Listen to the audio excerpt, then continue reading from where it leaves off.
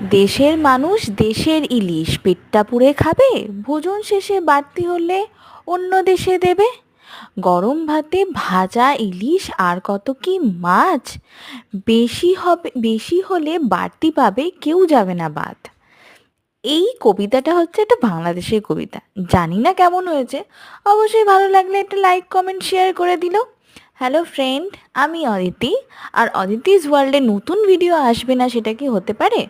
ক্ষমা চেয়ে নিচ্ছি, অনেক দিন পরে ভিডিও দিলাম, কিন্তু আজকে নিয়ে এসেছি একটা বাংলাদেশের নতুন রেসিপি নিয়ে। সেটা হচ্ছে কাচ্চি মাছ। তোমরা কাচ্চি বিরিয়ানি অনেকেই খেয়েছো, কিন্তু কাচ্চি মাছ কিন্তু কেউ কখনো খাওনি। আমি কিন্তু এটা আর মাছ দিয়ে করেছি। খুব সিম্পল রেসিপি। বাজার থেকে বর্মশাই নিয়ে এলেন এইয়া বড় বড় সাইজের আর মাছ। ব্যাস, দেখেই লোভটা লেগে গেল, বানিয়ে ফেললাম তোমাদের জন্য নতুন রেসিপিটা। মাছটাকে প্রথমে মাংসের মতো ম্যারিনেট করে নিয়েছিলাম।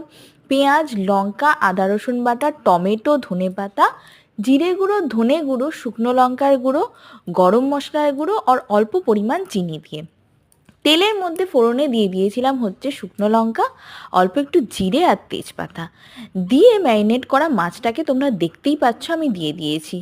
দিয়ে মোটামুটি এখানে রাখতে হবে 15 থেকে 20 মিনিট মতো, একদম অল্প আছে।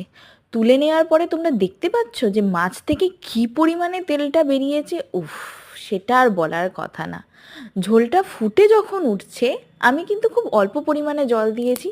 জলটা যখন ফুটে উঠছে তখন দিয়ে দিয়েছি হচ্ছে ধনেপাতা। নামিয়ে নিলাম গরম মশলার গুঁড়ো দিয়ে। উফ, স্বাদে গন্ধে একদম ঘর মম করছিল। গরম ভাতে দুপুরটা কিন্তু জমে গেছিল।